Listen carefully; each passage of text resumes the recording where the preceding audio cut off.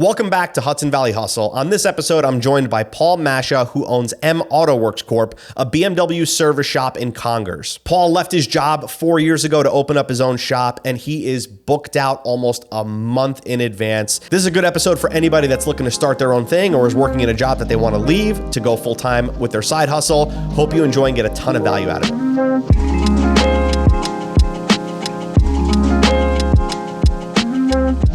Did you have a moment where you were like, that's it, Yep. I'm done working 100%. for this guy, going to do it myself? 100%. What was it? I was at Wide World and they were getting rid of their foreman and they're like, we want you to be a foreman. I'm like, I don't want to do it. I've done it before. I don't like it. They're like, hey, look, we're going to get rid of the foreman and we're not going to hire anybody. So I'm like, okay. I'm like, fine, I'll take the job. But I walked out of the office. I called my wife. I'm like, hey, we're opening a shop. I'm like, I'm done. Within a year, I opened up. Wow, okay. I was like, I'm not doing it again. It's not worth it. It's too stressful. I'm like, I'd rather have the stress of owning a shop and running it myself. It's a different kind of stress. It's a totally different kind of stress, but you can control your stress when you own it. When you're working for somebody else, it's their stress and your stress of doing your job. Mm-hmm.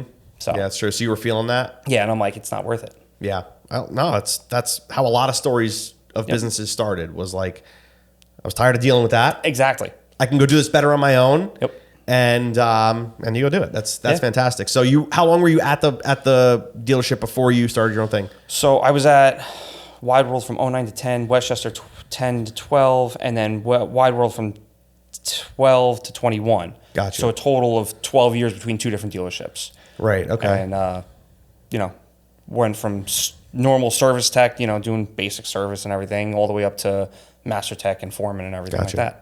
So why are you strictly work on Beamers? I stray as little as possible away from BMWs. And why is that? Because I just know them so well. It's, I like all the BOCES kids that I deal with, I tell them, listen, if you want to stay in this business, you're not going to get rich.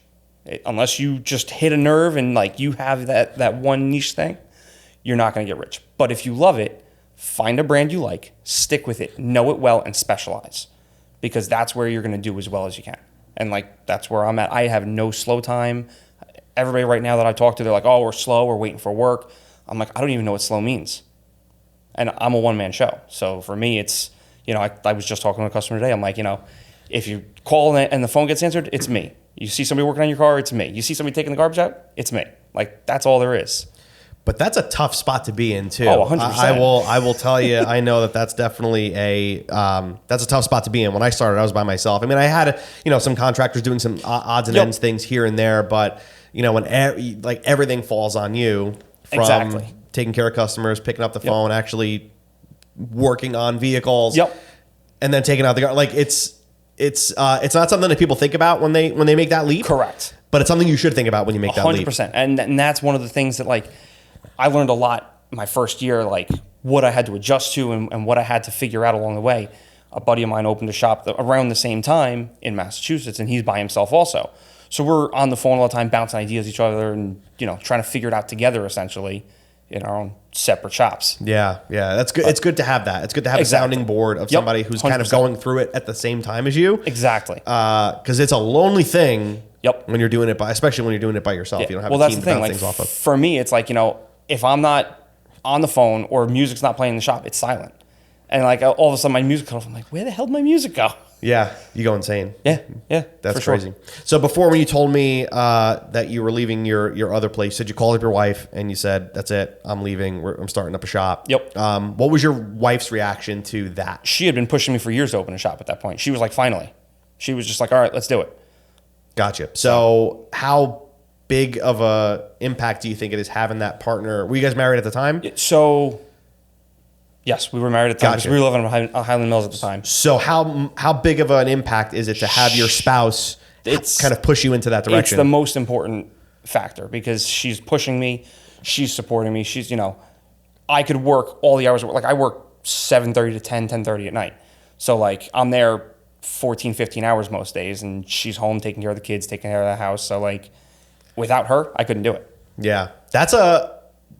I'm the same way, by the way. Yeah. So like my wife's home with the kids. I mean, the kids are in school now, but she's home, taking care of things there. That's a really like old school, traditional type of relationship. Do you think like Do you think that should happen more? What do you think about that? If it suits your situation. Right. If both people need to work, so be it. But if you have the availability to let your wife be able to stay home if she wants to, so be it. My wife just left her job. She was working at a village job as a treasurer, and she's like, you know what? She's like, this is stressful. She's like, I'm like, just do it. Just leave. I'm like, it's fine. I'm like, we'll get by. We'll be all right. You know, the shop is busy as hell. I'm like, and if once you get everything, because she wants to get the house settled and everything, because it's craziness. Yeah. 3 kids and, you know, both parents working, like it's hard. Yeah. So she's going to get the house settled, and then once she's settled there, she's either going to come work with me or start her own thing too. That's awesome. Because when we originally opened, she was with me all the time. Okay. And, you know, husbands and wives don't usually work well together, but she and I have a great relationship. We work well together. And, like, for the most part, there was no work fights. There was no issues at home because of work. You know, we got into a fight one time, and I was like, just go home. I'm like, you're in a mood, go home. I'm like, go home, take a nap. I'll talk to you later. Yeah. And that was the only time we ever had, like, any bit of a spat at work. Gotcha. That's great, man. Yeah. You're in a rare situation, which is great. And I don't ever take that for granted. I know that I have a rare situation with that. Yeah.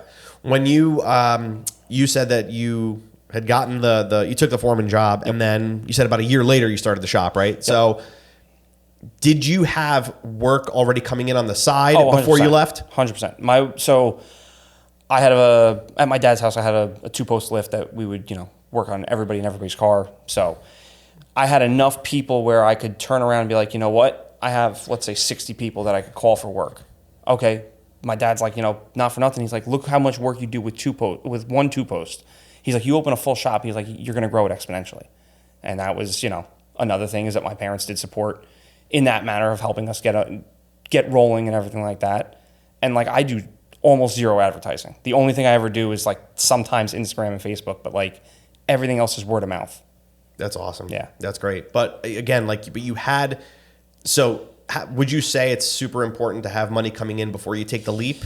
So it's hard to say because the way that I opened the business was we sold our house and we sold in 21. So the market was high. So we took half the money and stashed it for the new house. And then we took the other half and we opened the business with that. And at the time I was like, you know, I had a couple thousand in my 401k. I drained that, used that to open up, and like all in, I was probably $300,000 to $400,000 in opening costs and everything. But like in my head, I'm like, you know, if I take this money now, is it worth it when I'm 60, 70 years old to wait? Or do I use it now and get myself started and then I can build it back? Mm-hmm. You know, it's definitely important to have some kind of funding going into it. You can do it without it, but it's harder that way. You're starting off way more difficult than if you have money coming into it. Yeah, if you start in a hole, it's always going to be harder to dig yourself out of it. Mm-hmm. Yeah. But, you know. What do you tell somebody that is thinking about taking that risk but is afraid of the money, afraid of the commitment? Like, what do you say to that? Really what you need to do is just make sure you have a plan in place. Like if it's like, okay, I need to make X, Y, Z, you know, let's say like my tire machines, they cost me $900 a month. Like I know I have to pay that. Where is that money coming from? You know, how many jobs do I have to do? What kind of work do I have to schedule to be able to cover that cost? And then, you know, obviously you apply that to all the loans that you have or all the costs of opening a business. Mm-hmm. But really, like for me, it was the constant flow of work. It makes it so much easier. And that's why I say specialize. Because if you're known for one thing, the people, like nobody wants to work on BMWs in my area.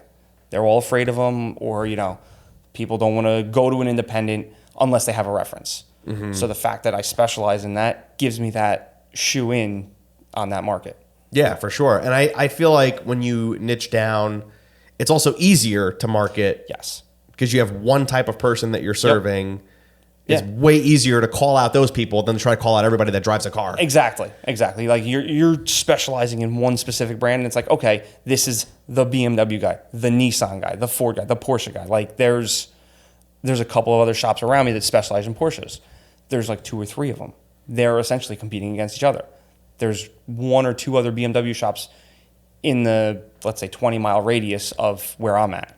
Mm-hmm. So it's, again, specialty is a huge factor. Nice. What are some of those unexpected things that you didn't realize when you made the leap into your own shop versus working for somebody else? Realizing how much more you have to do than just fix cars.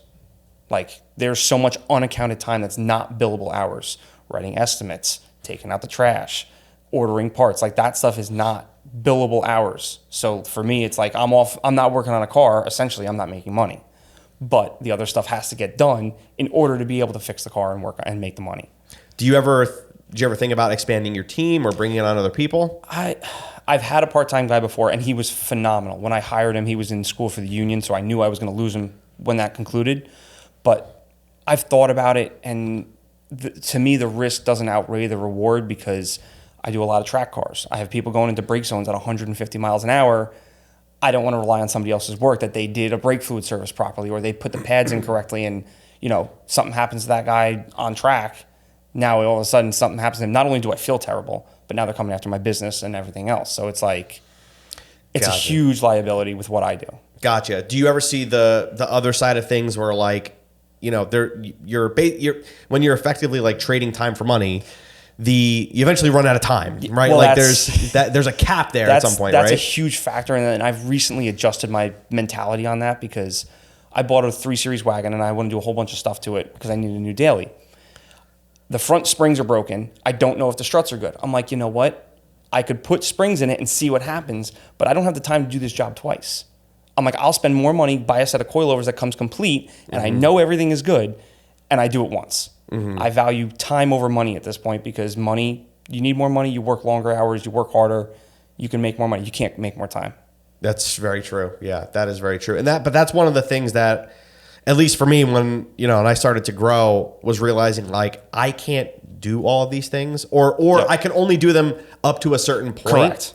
Where it's like, no, I need somebody to be able to handle this because now that frees me to do this other stuff that can help us make more money. And then it's like, great, now I have to basically like firing yourself over and over again is what you want to try to do. But some people don't want to do that. You need somebody to take over like the small jobs that all the hats you wear, you need to consolidate. But for me, it's like, I don't have enough of the other hats to delegate to one person to justify that payroll. Gotcha. So, and that makes sense. It becomes a balancing act. It's like, okay, do you hire somebody and work less hours and make more money in the time that you're there? Or do you just work longer hours and deal with the little stuff that you have to do? Yeah, gotcha. Would you say, so basically you're a solopreneur, right? Like you do everything start to finish. This is you, nobody else, no employees, no team.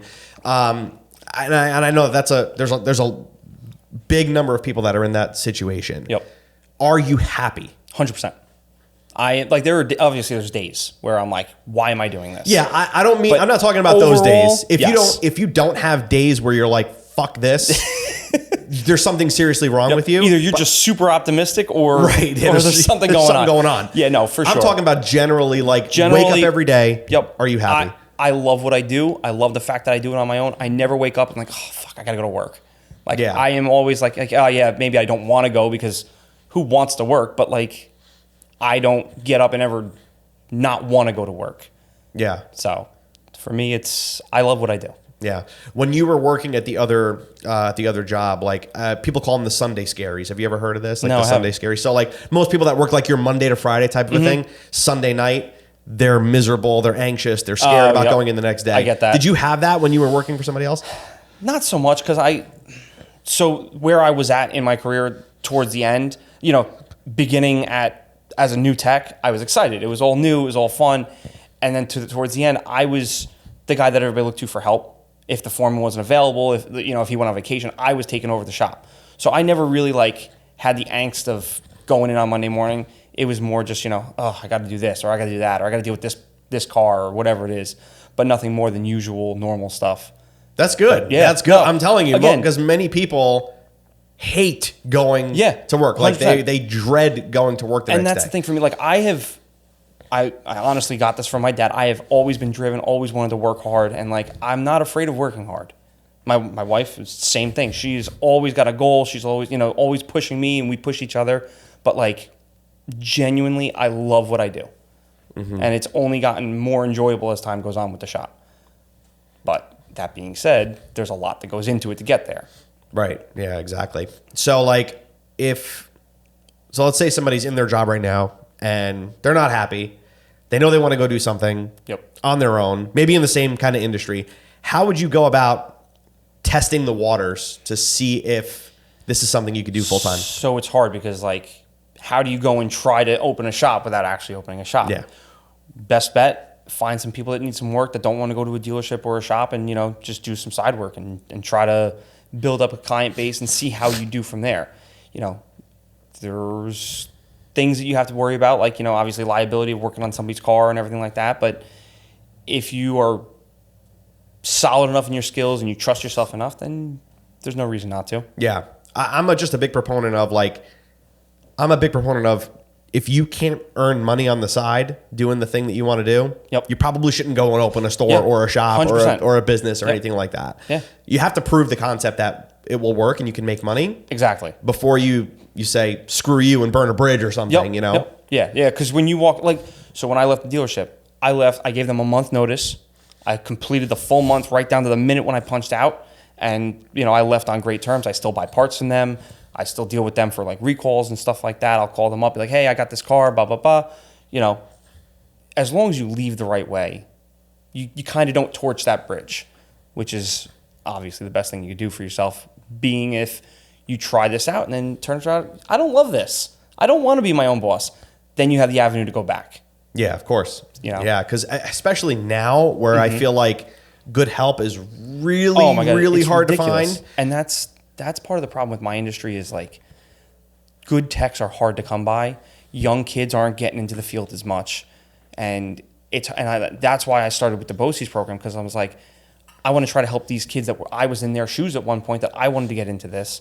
And there was kind of no guiding factor. Mm-hmm. Wait, you're teaching at BOCES? No, or I do the internship program. So they send me a kid. Oh, gotcha. So we say, one or two kids a year, and they intern with me for a couple months, 2 days a week kind of deal. So that's awesome. But the last kid I was dealing with, like I said to him straight up, I was like, do you want to do this for a living? He's like, I don't know. He's like, I'm here because I want to see, is this what I want to do, or do I want to go into accounting? And I'm like, okay, perfect. I'm like, that's the perfect thing you could do, is find out, do you want to do this professionally? But I always tell them, I'm like, you are not going to get rich doing this. You have to love this for the sake of loving the craft, not for money. Yeah.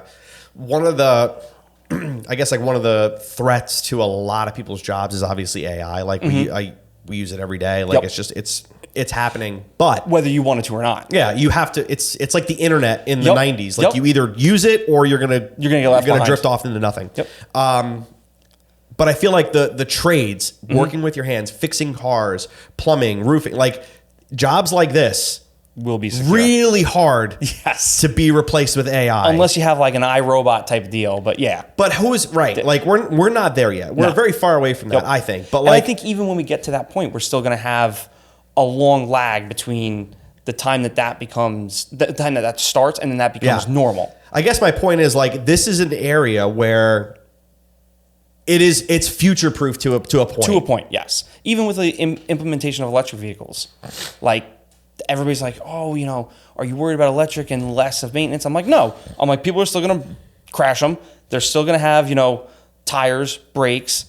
Like even Teslas have like a 30,000 mile service on the transmission-ish type deal. So like there's going to be maintenance. There's going to be things that go wrong. And no matter what, whether it's electric, gas, hydrogen, whatever engine or driving unit there is, there's going to be maintenance that goes along with just the fact of a vehicle.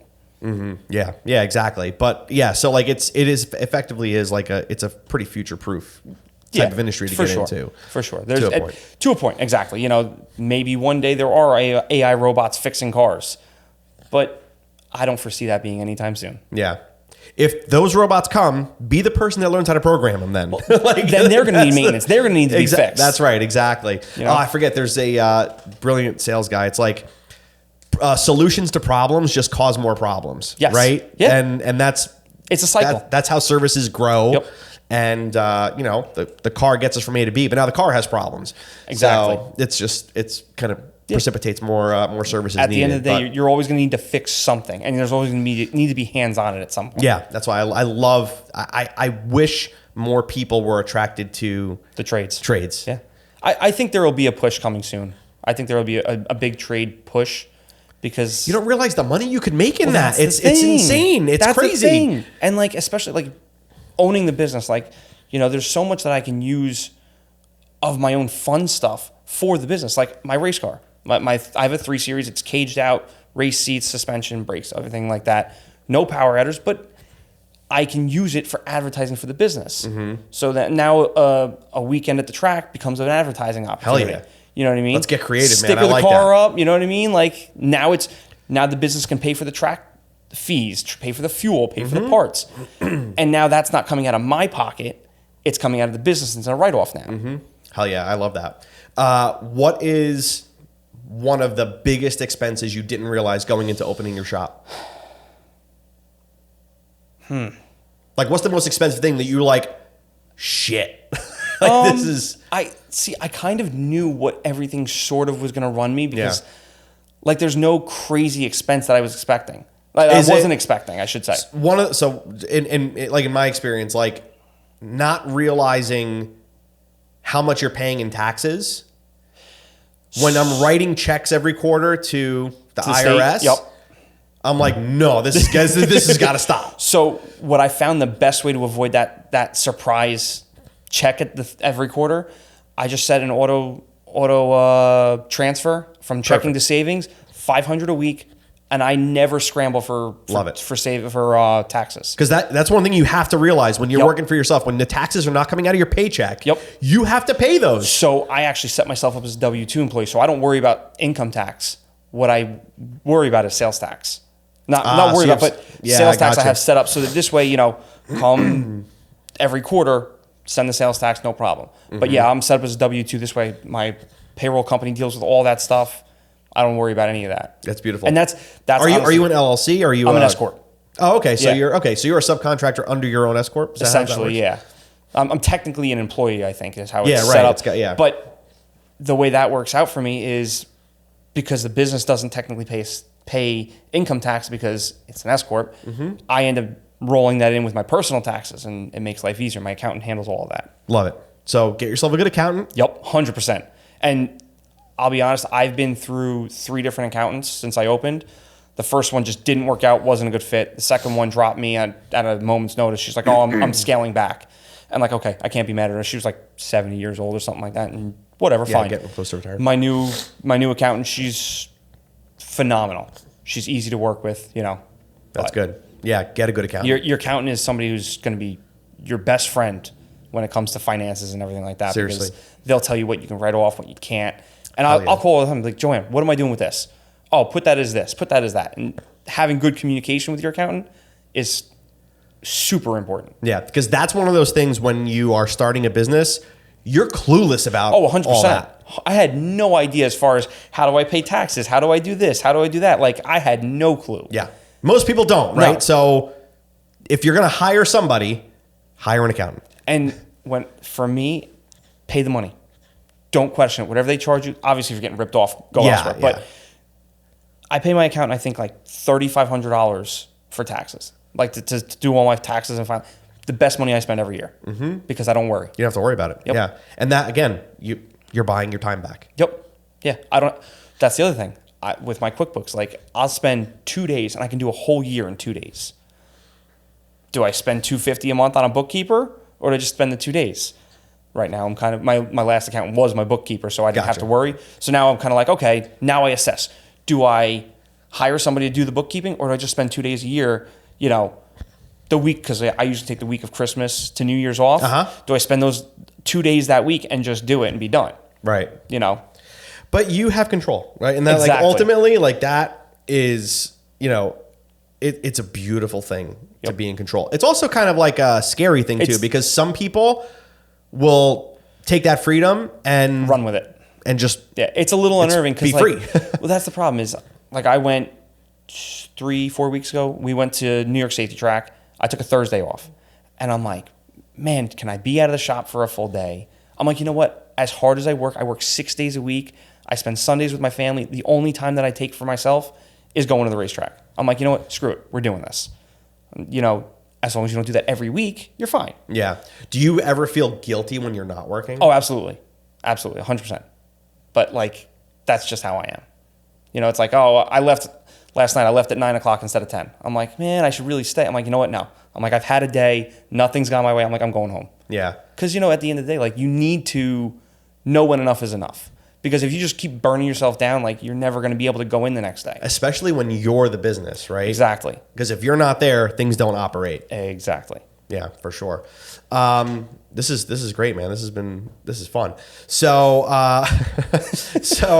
have you ever? We talked a little bit about this before we started recording. Just one of the last things I want to touch on is, you're the person dealing with customers, right? Mm-hmm. So you're dealing with the people that are paying you. Yep. Have you ever fired customers? I've had a couple where I'm like, either I'll just tell them like, hey, I'm too busy or whatever. I never actually say to them, don't come back, because I feel like that puts a bad taste in people's mouths, more so than they already have.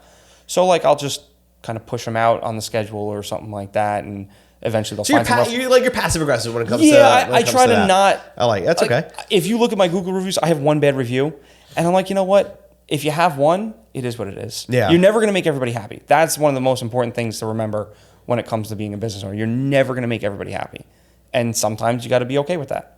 Yeah, I think you always have to be okay with that, right? Like I just had to. The only reason why I'm talking about this is because I had to fire a customer yesterday. Yep. Because it was just like it's more trouble than what it's actually worth, and you have to realize that you might piss somebody off, but you're protecting yourself, you're protecting your team from being annoyed. Like it's worth more to lose that whatever money that was, whatever it is. Yeah, and like especially for me. I'm like, not to sound pompous or be an asshole, but like, I don't need every customer. I'm booking 3 weeks out. I don't need everybody. Sure, I want the money, but like I just said to a customer yesterday, I was like, I don't need to charge you for more than I don't have time to rip people off because I'm so busy. I can barely keep up with the work that I have. So it's like good place to be, man. Yeah, it's a good problem to have, but it's a problem nonetheless. Yeah, because then people get upset when you can't book them for 3 weeks and stuff like that. Right, of course. No, I get that. But I think people are understanding too of like I get like this is your shop, this is what you do. Like it's one guy. How many cars can one guy work on at the same time? I tell everybody, listen, I am one person, and it's just me here. You're going to get a really high quality service. Exactly. And for a huge discount from what the dealers are charging. Right. So the trade-off is you got to wait. You got to wait a little bit, Yeah. And like I try to prioritize, especially when it comes to, people's weekend toys or versus people's dailies. Somebody comes in with a 328 and it needs a water pump because they can't get to work now. Okay, fine. I'm going to squeeze that in before I do a full race prep that's going out next week. Right. So you've learned how to prioritize customers and all that. That's great, man. So I guess last thing is, so obviously you have to drive a BMW to become a customer of yours. Somewhat. For the most part. Yeah, I will generally open it up to other vehicles if it's a track car. Oh, so okay, gotcha. All right, good to know. Like I have a lot of guys with, Miatas, GTRs. My brother drives a Mustang. So like I'll open it up if the car's going on track. Yeah. Like right now I'm working on a Hellcat. And it's like every time I touch an American car, it goes sideways on me. But, it's my neighbor's car, and just try to help out where I can when people are trying to do some stuff. So I know you're booked out generally a little far out, but if somebody wants to book an appointment with you or book a service with you, how can they do that? And either call the shop or swing by. Honestly, the best way to get in contact with me is show up at the shop. I tell everybody, I'm like, just stop by. I'm like, I will never turn you away from talking to you. I'm like, a phone call, I may not hear the phone. I may not get to the phone in time. Showing up at the shop or drop me an email. Nice. Where's the shop? Just give us it's in Congers, New York. Cool. So it's a weird stretch of 9W because 303 and 9W intersect, but it's like the last stretch of 9W before you head towards Haverstraw. Gotcha. Okay, cool. So that's it, man. Anything else you want to share before we wrap up? No, I mean, listen, like if anybody has questions about opening a shop, you can give them my stuff and have them contact me, and I'm more than willing to help and advise and stuff like that. That's what we want, man. Yeah. I want to share this kind of stuff so people that are thinking about it or about to or just made the leap, give them an idea like, hey, what does this do? How does that work? And stuff like that. My wife said, she's like, we were always a big proprietor of helping small businesses. Mm-hmm. And that's what she's like, that's why I'm like, what? You're looking for content. I have no problem hanging out and talking for a little bit. I'm like, let's do this. Yeah. Because, if it helps you, it helps other people. Maybe somebody's watching this and they're like, hey, I'm thinking about opening a shop. Let me call this guy and pick his brain a little bit. Absolutely. Absolutely, man. Well, I appreciate you coming on. Yeah, of course, man. And it's great to meet you. Nice meeting you. And good luck. And yeah, hell yeah. Hopefully we'll see you soon. Awesome, man. Thanks, man. Cool.